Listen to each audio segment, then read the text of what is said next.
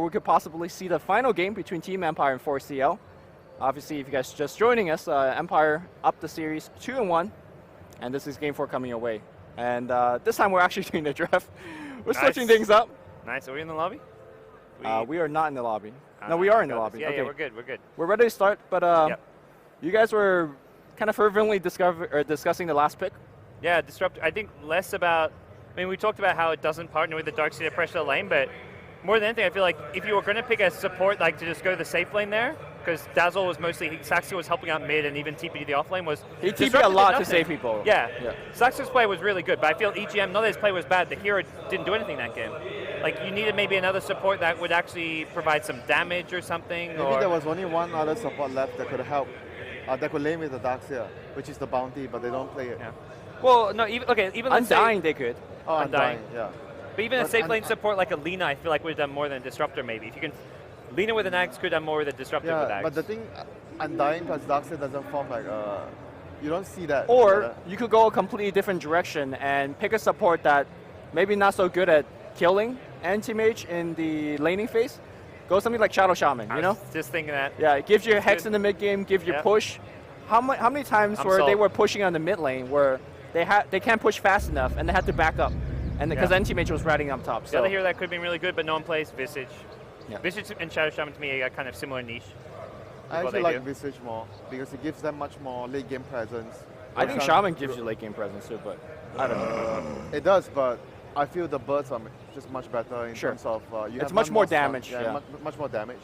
All right, we're back into Game 4 draft for Clover on the Radiant side. Yep. And Empire actually have second. Empire have first pick.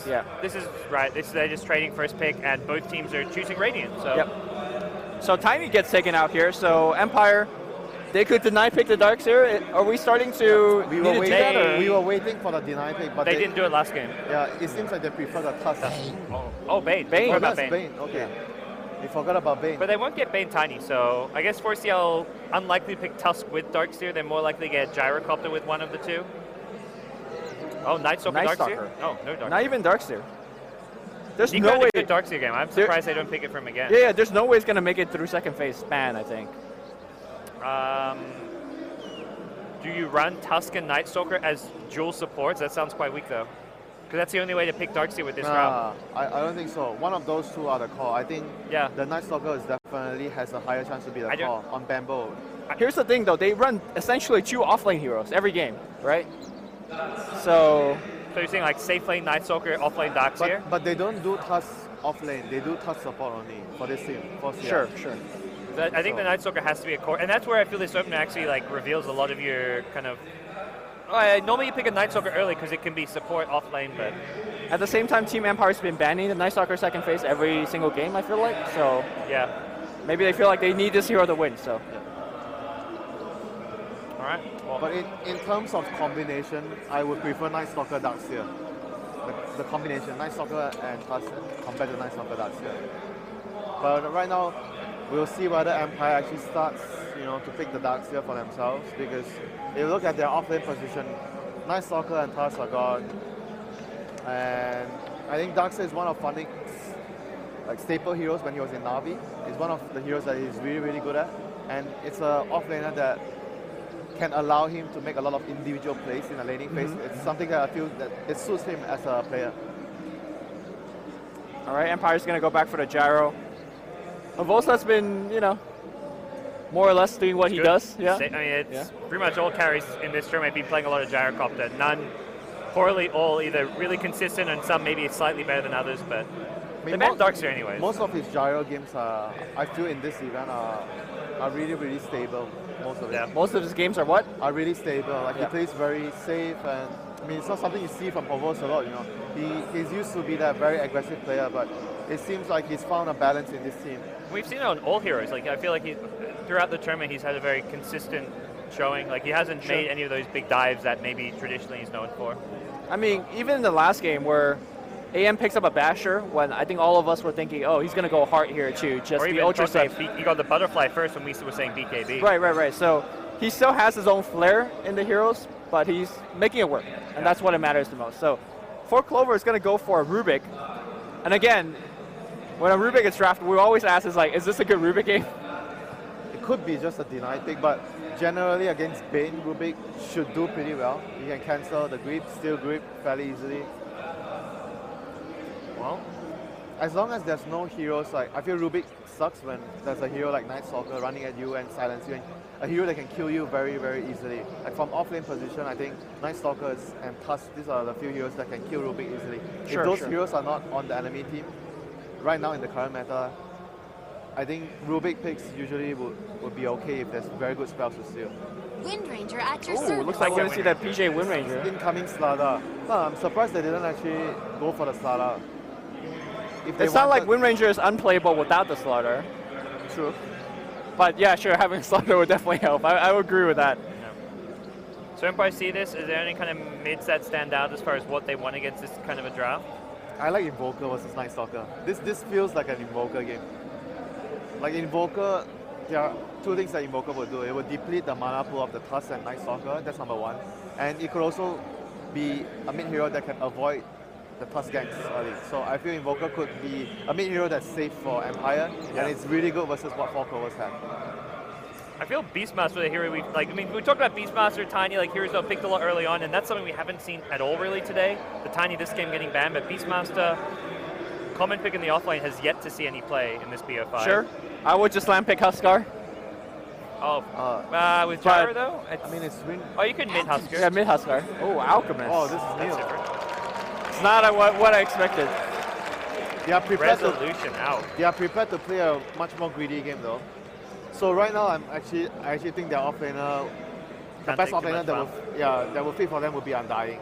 It would be really nice if 4 Clovers would ban the Undying, but then Empire probably would remove the Slada to prevent the Windrunner Slada thing. So they're actually going for Brute.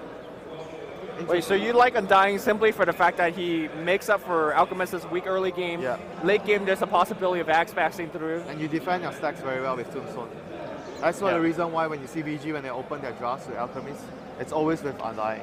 They want to pair it with Undying, regardless of Undying being a support position or offlane position. Gyro can protect the stacks pretty well and fight early, but they need that extra hero from Tanky the hero, offlane a possibly. tanky hero. Yeah.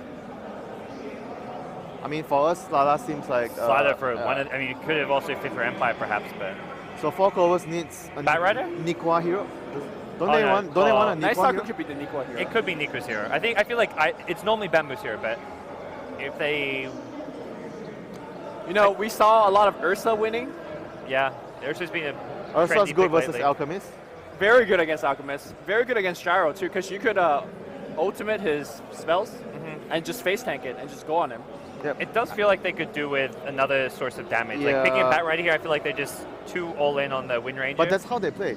That is how 4CL play. One Except when they carry, pick Ember. 2 utility. Yeah. That's their cause. So I wonder if they could pull an Ursa out of the back pocket. I'm not sure.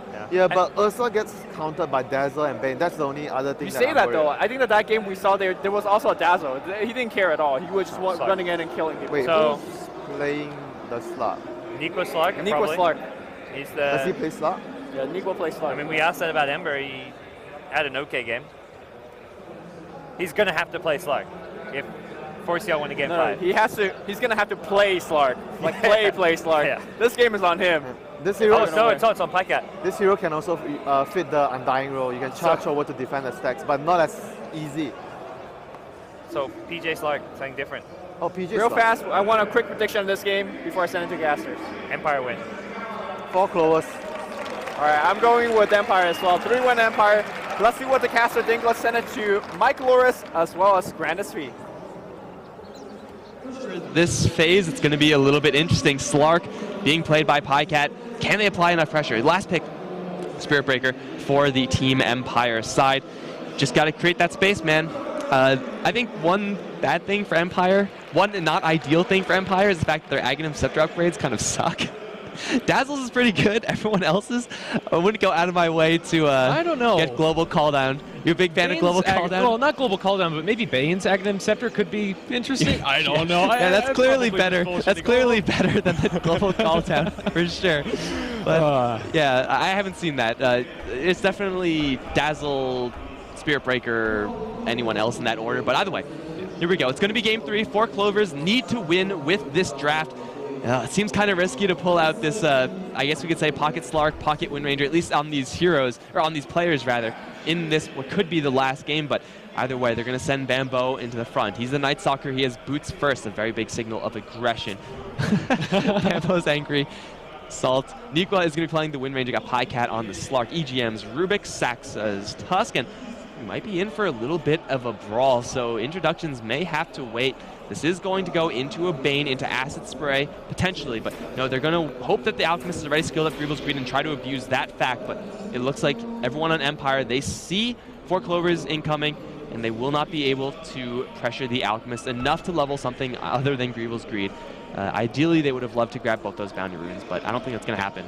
This should give some time to introduce Empire. Funnick's going to be leading the charge down to the bottom rune spot. He's going to be playing on the Spirit Breaker, Resolution on the Alchemist, but here comes the Slark and company. Pycat wants to find an opening, has the pounce ready.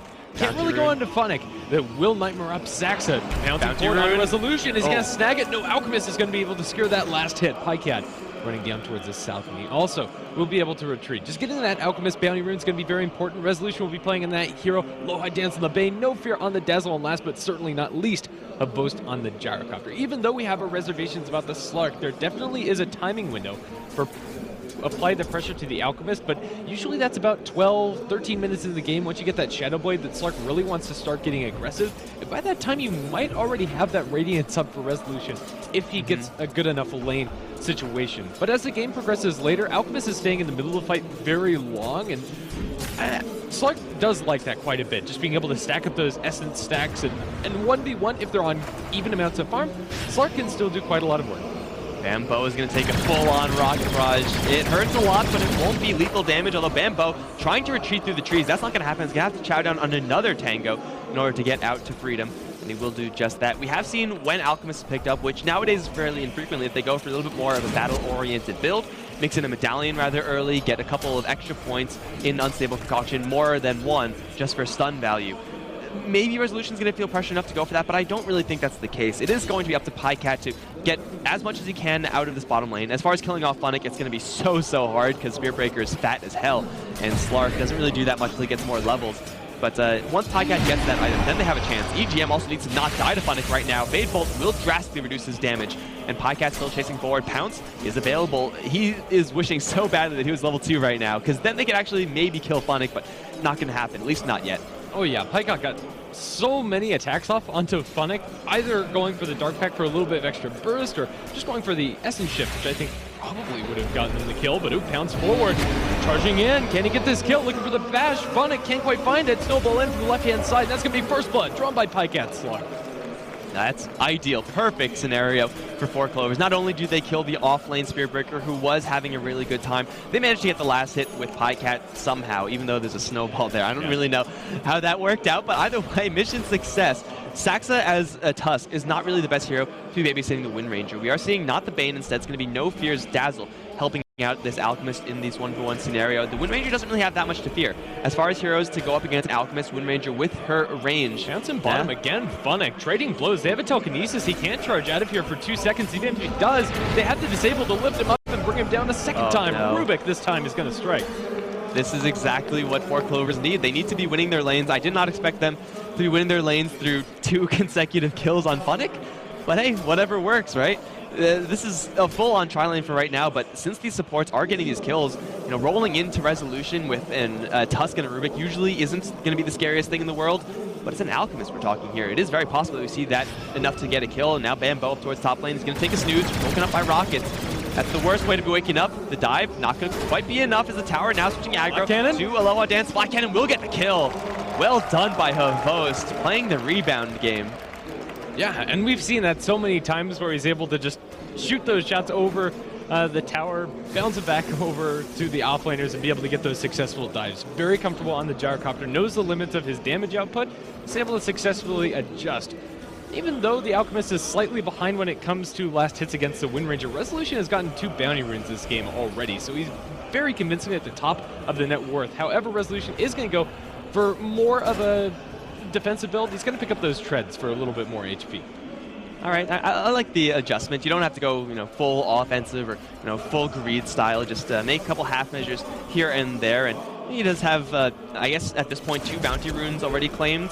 Maybe there's going to be a third one soon, who knows, but Resolution either way is getting a lot of extra gold that no other hero would really ordinarily get. Saxa's actually going to grab a double damage rune. Funnick does not want to be here. Snowball is going to be used, so now he has a charge out, but it's going to cost him a lot of HP. Oh, charge actually is going to only cast it on Saxa. Now he's going to lift it up. They need another set of shards in 5 seconds. Fade Bolt, eat the mango.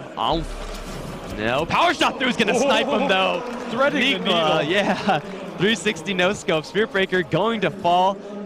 Costs them a mango unnecessarily, I suppose, but a kill's a kill, and now it's nighttime. Bambo, level 4, but with no mana. It's kind of awkward. You probably shouldn't be doing this, Bambo, although he will scout out a massive stack. Can 4 Clovers steal this? They have full mana on Tusk. Nikwa, though, is completely dry. Keeping eyes on that, though, is going to be of the utmost importance for 4 Clovers. You don't want Resolution to clear that stack off. That's a disaster. For sure. Even though that fight was a lot more interesting to watch, Resolution gets yet another bounty rune, which is something that definitely needs to be kept track of by 4CNL. They need to make sure they get a little bit more control here. Short stun over on Nikwa. Cancels the Clarity, which Nikwa casted while the stun potion was in midair, so a little bit of a mistake there from the Wind Ranger. And now Alchemist wants to work down that stack. 3 points in the acid. He's going to pull it over towards the sidelines and get maximum efficiency out of this. If they leave Resolution here, this is so much gold. Even with only 1 point in the greed, even without greed, it's a lot of money. Saxa is going to be arriving in, however, he's going to be met by a cow. And this is not exactly a really high-level cow, but maybe he's going to get a bash. He will wall off Havos. Great charge by Saxa, guaranteeing his survival. Yet that being said, exactly at this point is when you would expect a Night Stalker to be making that rotation in. He's the one who has to go in and actively make Resolution scared for his life, make him scared to take these 1 or 2 shots from these neutrals. And otherwise, maybe there's going to be a Night Stalker right around the corner, but no, it's too late. The stack has, for the most part, been cleared. That's a mission success for Empire, as the Alchemist is going to skyrocket in net worth. That's just gross. He's more than 4,000 net worth in the game, 6 minutes. With and level 1 greed also. Yeah, I mean, I don't think we expected anything else. They found him, though. But yeah, here's the Void. Open up under Resolution. Not enough backup close by, however. Snowballing, they might get no fear. At the very least, a Dazzle pickup would be something. Power Shot from long range. Able to get the heal, can't get off the grave. But the Void from the Night Stalker to secure it. 4-1. 4 Clovers. Ooh, also get a Spirit Breaker in the bottom lanes. He's doped by Pycat with a little bit of help from EGM. My bad, guys. Kent, it's we'll chalk that one up for me. That's one on me. But Alchemist is actually going to go for that medallion. Still have yet to see what his skill build is truly going to be. Forced to mostly dual lane it up with that Dazzle out of necessity. But Slark's farm is getting really, really well paced right now. Has the Power Treads, has the Ring of Aquila. What is this? Not for Pycat, but either way, it is going to be Slark now ready to transition into some really heavy hitting items, some pressure items. Got to put that Alchemist in an uncomfortable position, or at least buy time for Nikwa to get a little bit more space to farm up her own Aghanim Scepter. Yeah. The Wind Ranger compared to the Alchemist not only isn't going to be doing as much with the Acid Spray zoning out, but is just not very impressive until you get a lot more farm. And getting that farm can prove to be difficult unless you're involved in a lot of kills. She's been involved in 2 and hasn't died. But that in and of itself is not quite enough. Something that's a bit concerning for Empire, however, is the fact that their Bane is very underleveled, and the Dazzle to a lesser extent. Well, I mean, it is going to be somewhat alleviated since the Alchemist is completely farming in the jungle at this point. That, of course, means that there's going to be an empty mid lane. That being said, Nikwa's level 7 on the Wind Ranger. Can't get that kill. Speaking of kill, Funnick in a little bit of trouble. He will get graved. No fear, arriving in the nick of time. Very 4 Clovers-esque play there, and Havos is actually going to teleport in as well. I feel like that one might have been a little bit too much commitment. They don't have the heroes here to push a tower super efficiently. That was, I guess you say Funnick, it's kind of nice. Don't really want to have him die for the 5th time in the row, but it costs you a lot of Havos's time. Yeah, which is a little unfortunate. You can understand what Havost is thinking there. He just wants to make that rotation. They're going to pick up the bounty rune. No sense in leaving that for the Alchemist. Probably would have been snagged, but Alch is just free farming it up inside the woods. He's been left alone. Going to go for a medallion. Yeah, he's got the medallion. He's level 7, but it's really at level 8 where we see where he wants to go for his Alchemist. Level 2 Unstable Concoction or level 2 Greed. Looks like he is feeling comfortable enough given the lack of pressure. And I think this is the right build here for Resolution to go for the money builds. I mean, one Unstable Concoction is fine for the stun. We've already seen it do a little bit. And now Saxa is going to get charged. He's going to snowball dodge it, which is, of course, a problem for Spirit Breakers all around the world. Saxa is going to have to deal with an Unstable Concoction. Resolution throwing it from very long range is going to connect with it. Minus armor on Saxa. So much right-click damage. Oh my god. Oh baby. They also do pick off the Sigil. So a little bit of extra cash for the Alchemist. Killing the Sigil. Now up to 1,200. Did I see ever that? Okay, it's going to be a straight up solar for this Alchemist team. That is such a fast Solar Crest, and it's not something that's very easy to deal with for 4 Clovers, especially the Wind Ranger has no counterplay to that.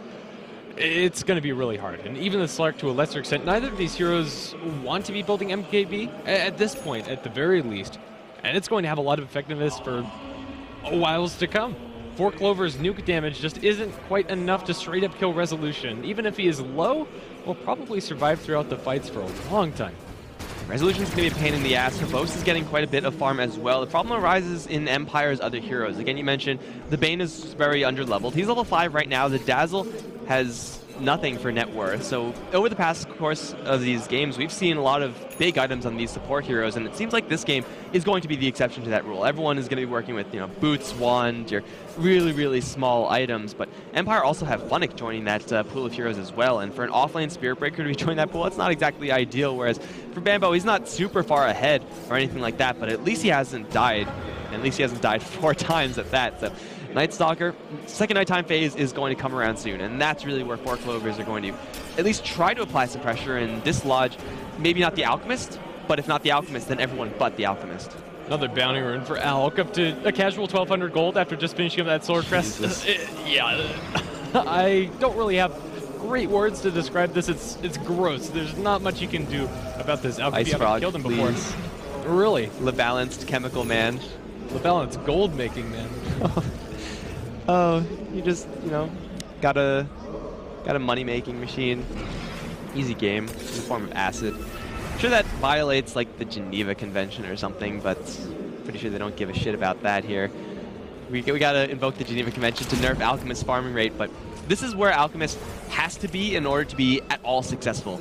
Right, if he was behind, then 4 Clovers would be in a perfect position, but this is actually an okay position for Empire. Even though they are, this far ahead on their Alchemist's net worth, he needs to be that far ahead if he's going to have an equal contribution compared to any other given hero that Resolution could be playing right now. Well, everything's slowed down a little bit. Both of the teams are posturing. Even though at one point, the Dire supports were a little under-leveled, now you have level 6. Pycat buys a smoke. Ooh. That is not the play I expected. He's going to buy Smoke and Shadow Amulet. Double Invis. Here we go. It is second nighttime phase, though artificially created. Oh, Bambo does not have any mana. That's kind of sad. But either way, it's go time right now. And this Slark really doesn't want to be doing this until he gets his Shadow Blade. But hey. At the same time, Empire aren't going to expect it. And that's what makes this play good and potentially worthwhile. They're going to spot Havos as he's farming throughout the woods, and they have a pretty good idea of where he's heading towards. Havos doesn't have any stacks to clear, though. Is he just going to go base? There's no jungle camps. I mean, there's one in the hard. That's the only one that they could possibly jump him at, but no, Havos is just going to piece on out of there. Maybe Empire actually did see this one coming. They certainly expected it, given the Darkness cast. I mean, that some sort of aggressive play would be coming about, but maybe not with everyone. Pycat Smoke is going to be broken by Aloha Dance, however. This is a Bane we're talking about. He's got the grip. The Darkness is not your ally, 4 Clovers. The Bane was born in it. And now Resolution has a Blink Dagger as well. Pycat was getting caught part of your plan, Pycat. He's going to pack off the Nightmare, yet here comes the grip. Maybe, no, he gets into the Shadow Dance, but he can't kill off Freaky because he doesn't have enough damage output. Bambo's going to get charged. In the meantime, Pycat shot down by the Rockets will fall. Bambo as well. Double kill for Verbose. Now Nico's on the run. They will lift the Resolution, shard the wall, everyone else off. And it seems like that should just about be the escape for every single remaining player. No, Resolution going to find another one. Caught the Rubik on the retreat. Nikwa, just keep on running, bro. There's nothing you can do here. Funnick charge. It looks like they can't quite catch vision of Nikwa. Oh, no level 6 on the Dazzle. If he got a weave and a charge, that would be legit. Oh no, Nikwa stuck around too long. Not like Turns this. for the Shackle. They're diving under the tier 2 tower. Why not? Yeah, he is wind run. So he's going to be A-okay, but the tier 1 tower, maybe not so much. That's really important for Empire for a couple of reasons. 4CNL have to give it so much time from Pycat to make that initial rotation, but maybe breaking out into a fight. The Shackle is going to latch into a couple of creeps. Bambo chases forward a little bit more as Power Shot flies. Resolution now popping the ultimate is incredibly tanky, and I don't think 4CNL have the appropriate chase. Now blink in, Resolution going for free decision. Zach is going to die, and Resolution with the killing streak. Bambo taking out towards the right hand, but Pycat maybe not so lucky. He's going to leap up onto the high ground. Resolution has another blink. He's going to look for it, juking the trees. Resolution stuns himself. At the very least, they do go off the Night Stalker with the bait. Resolution going to get a little bit of essence stolen with Pycat. He's going to get Nightmared up. This could be very bad for him. Pops his ultimate body block from Resolution. Just a little bit. Heal bomb counts down to the low ground, and Pycat. Blink Dagger, though. Blink Dagger. Okay, Resolution not going to stun PyCat. PyCat is going to try to go for Resolution. He has Nico coming around the side. Focus Fire is there. Resolution does have a Nightmare to back, but will actually dodge the power shot with this huge plays from Aloha Dance. He may give his life for it, but totally worth. But no, it's not over just yet. Blinken stun on PyCat. Rocket Rush will get the kill. The shot's not coming a little too late from Nico. Resolution's still alive. Will this fight ever end? I think by saying that, I may have ended the fight. Resolution has another blink out. He's going to grab not a bounty rune, which would have been the cherry on that fight. But yeah, it seems like that should just about be it. End result is that four Clovers get absolutely routed. He's in Bambo's sights. No Fear has mana for a TP, but Bambo's not going to drop the Void on this. No Fear, I hate to say it, you're dead, bud. You're going to be the last one to fall on the side of Empire. Still a very good engagement for Empire. I'm glad this is the Alchemist we're seeing this game, not that Radiance fake Naga cheese. We get to see the blink and the aggressive Alch with the max out stun, the Solar Crest. The damage from that stun is pretty darn impressive, and he's pulling it off in a pretty big way. But I think the biggest play in that last fight was the Bane Nightmare to make sure that Alchemist lives. I mean, Alchemist could have died there and it still wouldn't have been the worst fight in the world for Empire, but now he's going to go for the really old school build Alchemist. I imagine this is going to be turned into the Shadow Blades. So we're going to have probably one Shadow Blade apiece, but for the Alchemist, because you guys may not know how the combo works, that you start taking the potion, you invis in, smack them, potion them, and if you get the Solar Crest and the Acid Spray on them, that's fine, whatever. But usually that's going to 100 to 0 people, especially when Concoction is maxed out. So Resolution is going to be turning this farmer, quote-unquote, into assassin. Speaking of assassination, Saxa, here we go. Rock Barrage should not connect. Oh, it is. Call down will miss because of the snowball. In fact, both of them will. Yet Saxa's going to lose his brain, and Alchemist will grab the kill, and they will also take down the Sigil. A nice, clean kill for the Empire side. They're going to try to translate this into the Tier 1 tower, but taking these towers not supposed to be the super high objective for Empire. As long as they're getting kills and farm, while at the same time making sure that Slark doesn't pressure them back, Empire are happy. Yeah, it's not like Slark got a tower out of that too. It gets more damage on that Tier 1, so it's, I guess, okay in that respect to 4CNL. But PyCat just can't keep up farm-wise compared to Empire. Not only is he not farming as quickly... Oh, EGM is charging the Spirit Breaker. Here comes Karma Funnick in the form of Rubik. He does lift up. That's your Nether Strike right there from the Rubik. Funnick has no charge because he's silenced, and PyCat, with the help of Bambo and EGM, should be able to draw that kill. Dude, Rubik mans the hell up when he charges him like that. You got no horns, Rubik. What are you doing? Has another charge, and he may have to use it to defend this mid lane. It's something for Four Clovers. They need the Shadow Blade so desperately on Slark so that he could actually start assassinating people himself. But in the meantime, the tower will fall. Resolution with the double damage rune is going to claim it, and the Shadow Blade is done. Now, just comparison, the Slark and the Alchemist inventory. We have the Shadow Blade finished for the Alchemist. That's such a not fair comparison, it really is. But then the Blink and Solar Crest on top of it, and the Shadow Blade is just now finished by PyCat. Still, I think PyCat has the potential to make this Shadow Blade work for him, but Resolution not only is getting Bounty Rune after Bounty Rune, but he's getting super huge stacks made for him by his team. Now up to, oh, here we go.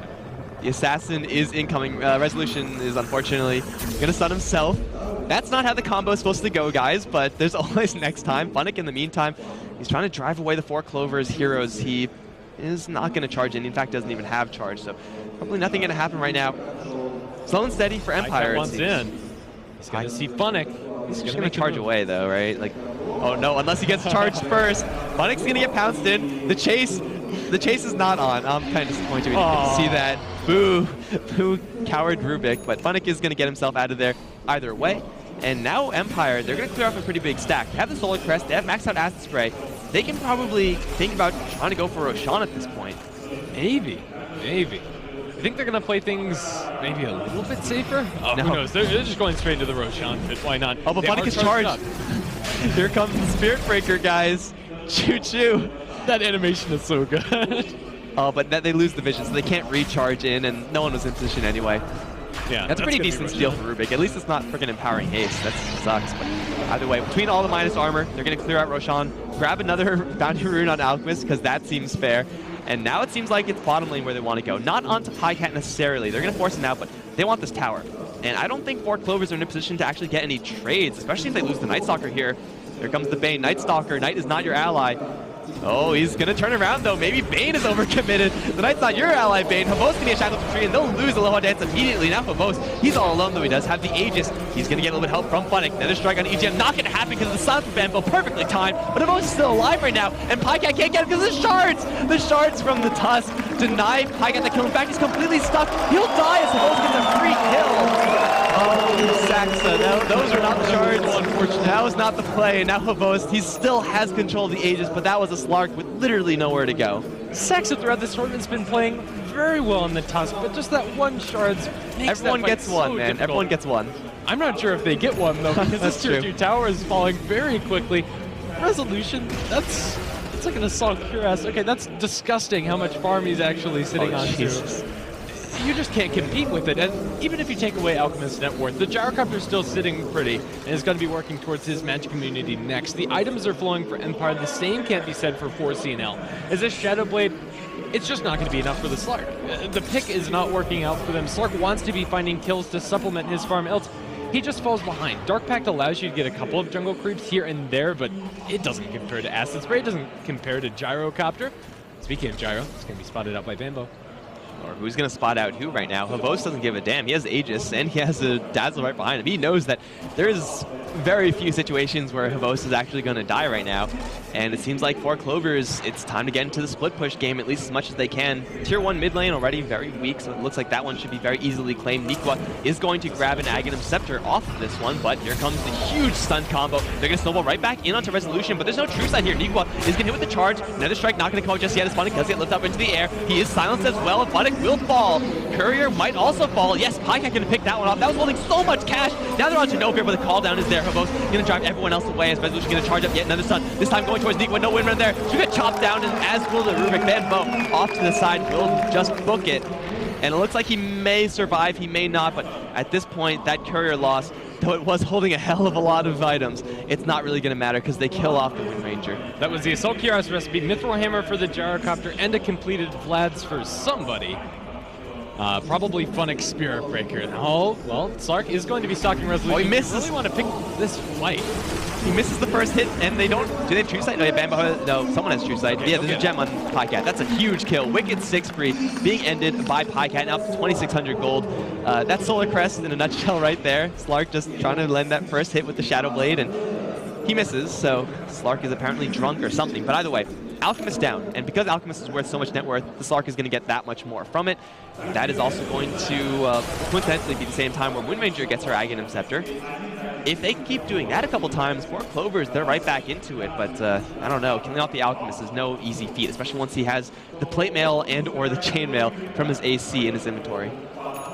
Now, the game has been slowed down quite a bit. Actually, not the Assault Cuirass recipe, that was not on the crew, it was just the Vlad's recipe coming out from Funnick, so I misread. Those recipes all look the same anyway. Yeah. He'll get his Assault Cuirass soon. It is still going to slow down Empire, however, since they don't have the magic community up for the Gyrocopter, but once that Courier respawns in minute half, 4CNL are ready to go for round number 2. But even without it, Tier 1 Tower is so banged up in the top lane, you might as well just get that free gold. It's a free bag of cash, that'll give Resolution a little bit more of a kick there. PyCat really needs a big item, and he's going to go for Scotty, which is a good item on Slark. The problem is that Scotty takes so damn long to build up that by the time he actually completes it, not only is the Tier 1 tower going to be destroyed, as it just is, they might even lose a couple of these Tier 2s right now. Really troublesome situation here for the 4 Clovers side, and it's a 10k net worth lead for Empire, 7,500 in experience. It's not impossible to come back from, but the 4 Clovers really lack that big from like a Bat Rider on Bambo or a Magnus Bambo or something like that, or even like a Requiem from a Shadow Fiend to really get them back in a big flashy way. These single target focus heroes not really going to work out fantastically for 4 Clovers. They will see Funnick charge through with an Observer Ward as well. Unfortunately, unable to actually latch anything out where they will catch 3 other heroes, much better heroes at that. They'll jump into Aloha Dance, and the Bane, he's going to get blown up first. They also catch onto Resolution. They still have the gem in Resolution. He may get graved right now, but No Fear can't get it off. He's a little bit too greedy with it. Now he might fall as well. The Hobos with a 4-man call down. They're going to double split perfectly around that. No Fear is going to save himself as he just tried TP, but Funnick gets slashed to a tree. In the meantime, Saxa getting driven away by Hobos. Looks like the Tusk may fall to Funnick, in fact, as another strikes to get himself out of there. TP coming in from Resolution. Looks like he will be forced to stun himself. I don't think he's always going to get jump into the pounce, gets lifted up, and now he's in a little bit of trouble. Big stun from EGM's Telekinesis. Going to halt the advance from Empire. Ultimately, it's a 2-for-1 and a buyback. That's a huge trade for 4 Clovers. Very, very important that that goes the way it does for 4CNL. A lot of that comes down to the fact that Empire were just really spread out. And the Shackles were able to split that up nicely, and Although, in theory, it's not nearly as flashy a way as like the Requiem and those big AoE spells we were talking about earlier. It gets the job done when Empire get a little too overconfident, and they are going to be slowed down, but not by that much. As long as they take things a little bit slower, you have your full assault cuirass done on Resolution, even after buying back, which I think is ridiculous. But you know what?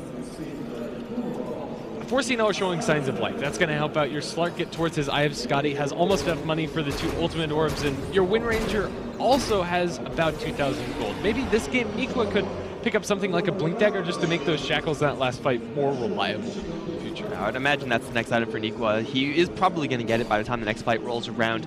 The question in my mind, though, is Resolution, he died that last fight. Yeah. If he had plate mail in his inventory, would he have died that first time? It's a good question. I'm not sure we know the answer to. Yeah, we're not going to find out, obviously, but like now that he has the completed AC off of just the Hyperstone, his survivability just increased by such a disgusting amount. And 4 Clovers, they now know about the AC, so that's one thing. They will, maybe switch their focus fire accordingly, but Resolution is tanky as he eats tower shots like nobody's that's business. the word, for sure. But now the evasion's up Big for guy. Empire 2 onto Havost.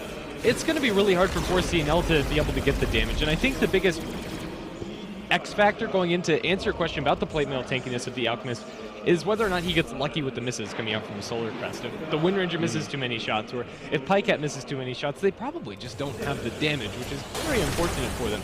Empire smoking, charging forward. Funnick, let's see if he's actually going to find a connection with this one. Going over the way of Bambo. Well, Bambo for sure is not going to see this one coming. He has to teleport like right now. And, okay, now it's too late. Now this charge is guaranteed to land. So Bambo, 1v5, time to work some magic, bro. Now the strike is going to immediately be used. It feels like a little bit unnecessary. That means Sexy Bambo has at least a chance to get out. Not with Dazzle there. Yeah, not with literally everyone there. So it works out in the end for the Empire side. And now it's time to push up the top lane. Pycat probably not going to get Eye of Scotty by this time. Blink Dagger, yeah, we'll see if Wind Ranger actually wants to get that item. But for sure, this tower is forfeit. Yeah, I don't see them being able to defend against that one. At the very least, 4CNL are getting some damage on the tier 2 tower in mid, but their actual tower damage just isn't nearly as impressive as Empire. Slark not renowned for that respect when it comes to his carry ability. Prepping a stun. They're going to throw the wave Nico, but he's so deep. Now they get telekinesis back in Resolution, throwing him into the rest of his team, stunning up Funnick and Havost. Power shot thrown as they're mopping up this tier 3 tower very quickly. What are you going to do? Shackle connects onto both Aloha Dance and Resolution, but without any follow-up.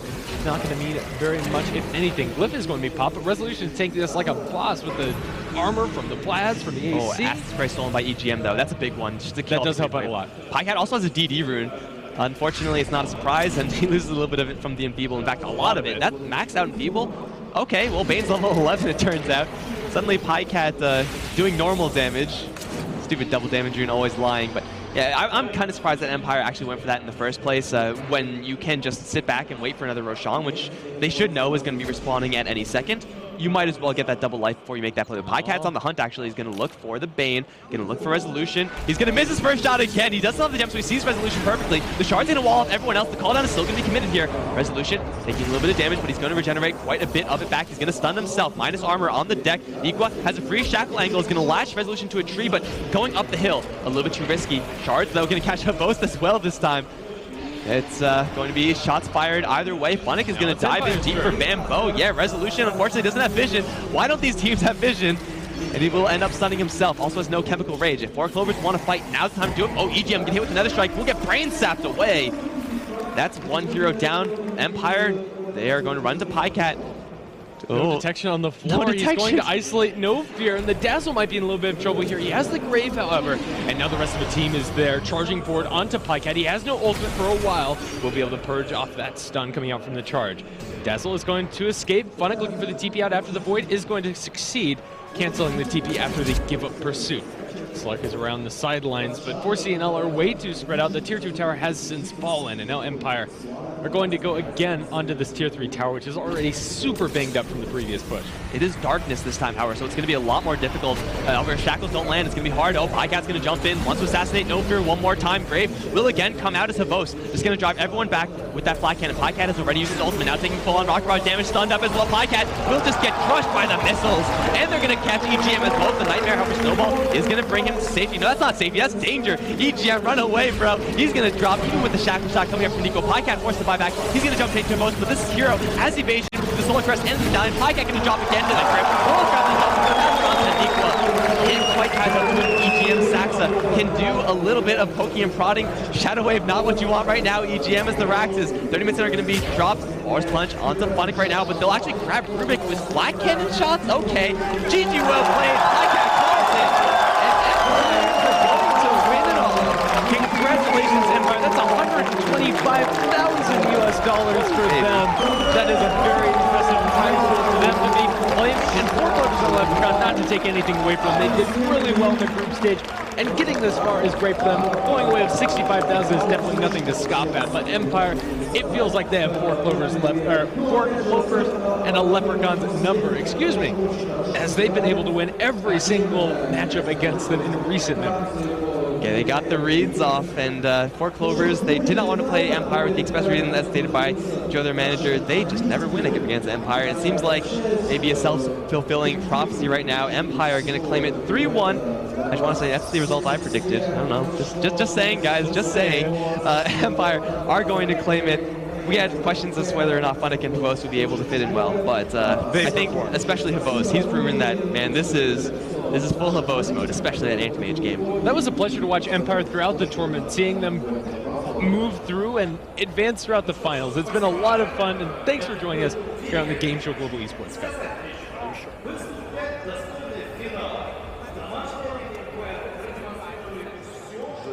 Came back to them already.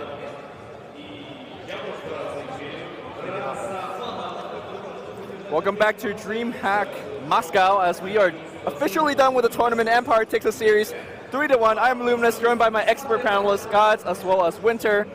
Before you guys get any words, congratulations to Empire because they just took home $125,000. Pretty nice for, I guess, a relatively unknown tournament, if you can even say that. Yeah. Can you say that?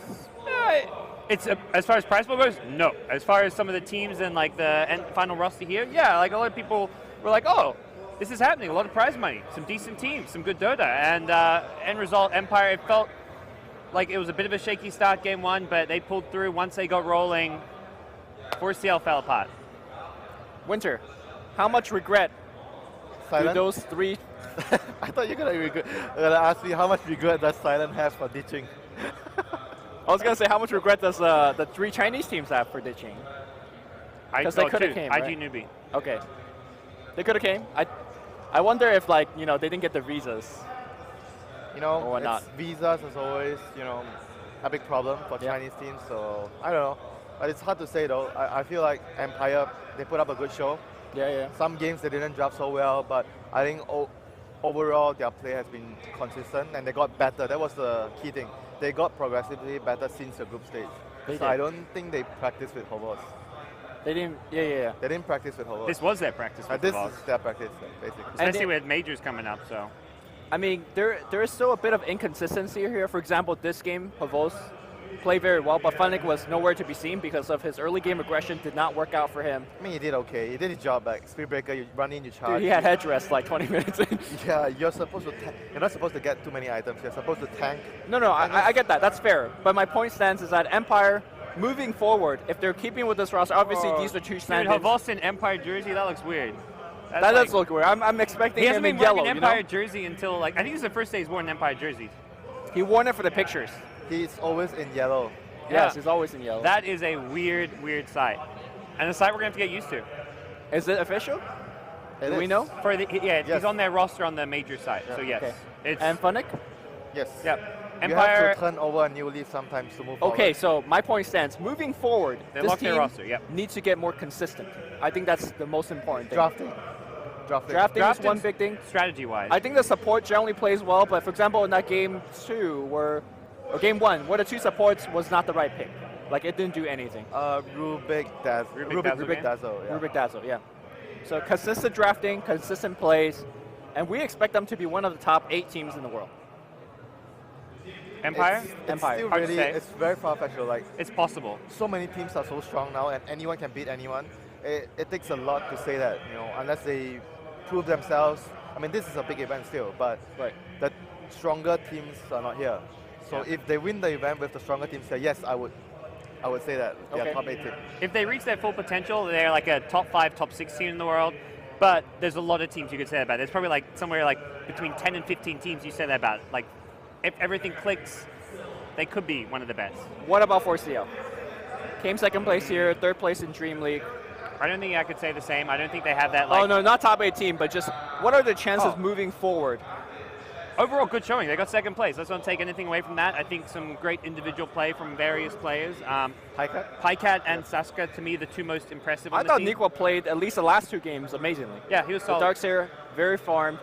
Wind Ranger against Alchemist, you expect to not out-farm the Alchemist in that lane? But he's keeping up. He kept up to the best of his ability, so I thought he would. They don't feel like a team at sometimes, which is maybe one of their bigger weaknesses. They play just kind of split all over the place, but they make like, too many mistakes. You know, it's like what? It's like a party of 4 running into a guy that's solo queuing sometimes. That's how I feel. Who's the solo cure? Like Nikwa seems like if he's not on Darkseer or if he's not on Slada, it feels like he's being let. Or even sometimes the games that he was on Slada, it seems like they don't really prioritize on him. He gets no help. Yeah, Yes. like we were even talking about, okay, he's 100 goal away from Dagger in like, I don't know which game, and they're still fighting. They're not waiting. There was a Dream League game. Yeah, they were not waiting for him to get his bling. Like, Yeah. it seems like they're not putting a lot of priority on Nikwa, which I feel is a mistake. Yeah, so you should base it on your draft or like what's like game by game. You can't just say every game let's protect Pycat, let's protect like Bambo. look at the Ember game, for example. Pycat comes to a lane, and he's Ember. He just gives the lane to Pycat. Yeah. That was... Well, we'll talk more about that later. I believe we're going to go to the war ceremony. So let's see what we got on stage. Is war ceremony the technical term? I believe it is. Prize presentation ceremony. Prize presentation ceremony. MVP Penix. Итак. Итак. Раз. Итак, друзья, 4-е и почетное место. Команда MVP Феникс из Южной Кореи. Ваши аплодисменты бурные. Поддержим, друзья.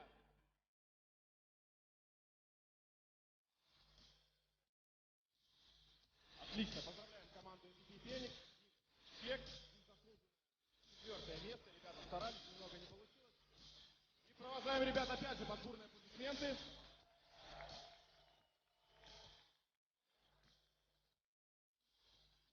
Итак, 3-е место.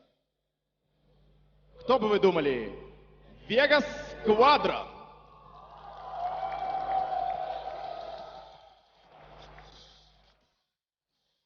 И их кубок и чек за 3-е место. Поддержим аплодисментами, ребят.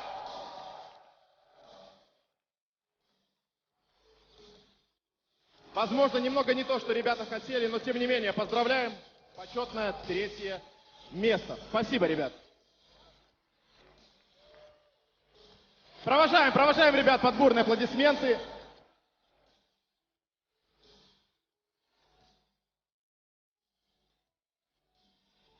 Итак, те ребята, которых вы совсем недавно наблюдали в действии, это команда Four Clovers and Leprechaun. 2-е место. Ваши аплодисменты. Вот это плееры, как сказал бы Пайкат, поэтому еще раз аплодисменты. Кубок за 2-е место. И, конечно же, чек.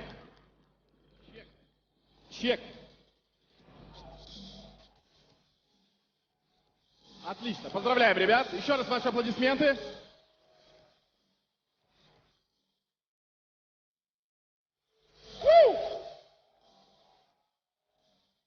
Ну и, конечно же, друзья, чемпионы Game Show Global eSport Cup в рамках DreamHack Moscow 2015 Team Empire. Ваши аплодисменты!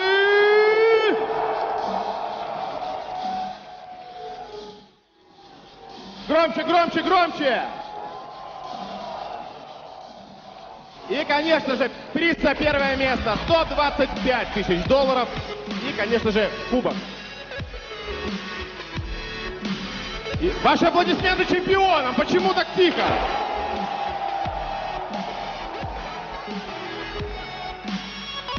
Ну а на этом у нас все, дорогие друзья. Спасибо, что были с нами на DreamHack Moscow 2015.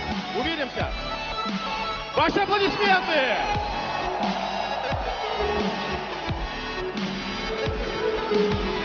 Порадуйтесь за чемпионов!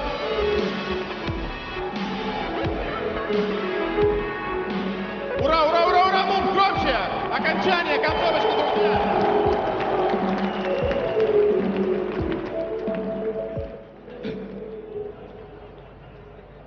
Саша, вернись! Друзья, поддержим чемпионов! 125 тысяч долларов! Камон! Итак, друзья, спасибо вам большое. Я передам слово последний раз уже на сегодня нашим замечательным аналитикам.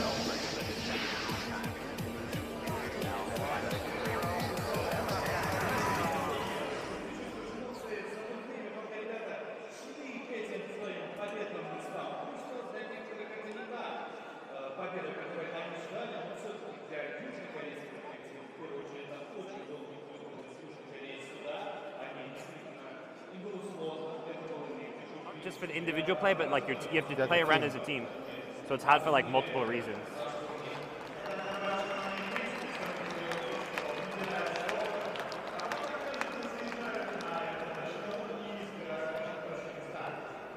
Oh, we're back. Let's speak about the award ceremony. What do you guys think? It was cool. It was cool. Co. Flashy lights, confetti, just esports things, man. There was a lot of dubs. Yeah. Gotta have your dubs. Saksa is like the, the tower. Dude, I just wish that they put Saksa next to him.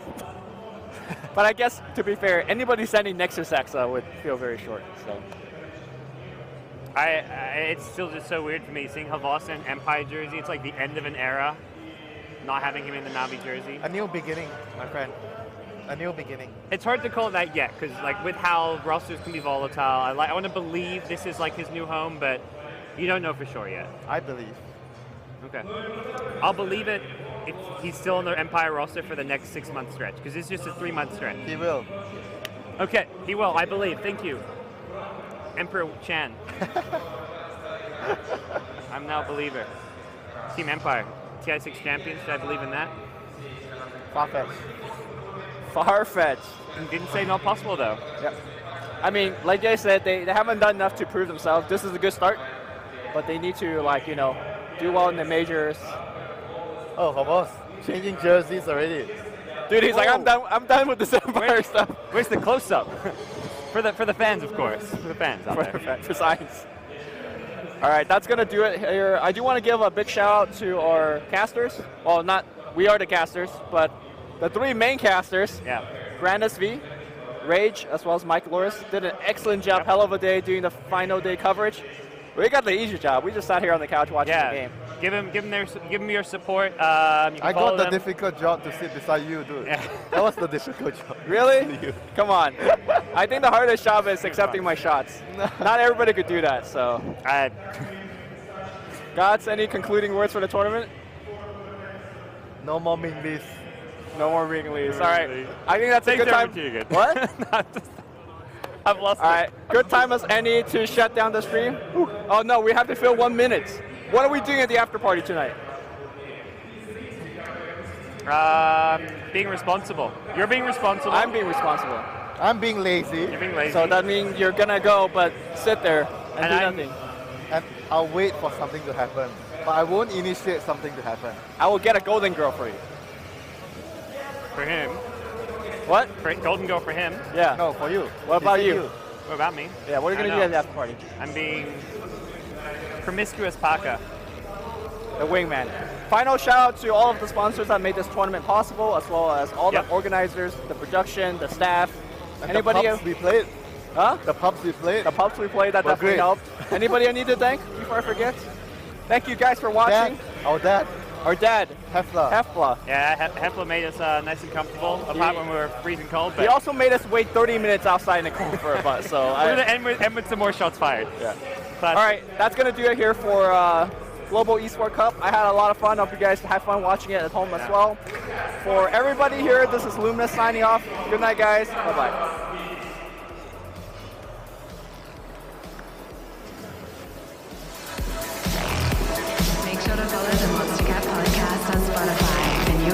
updated weekly.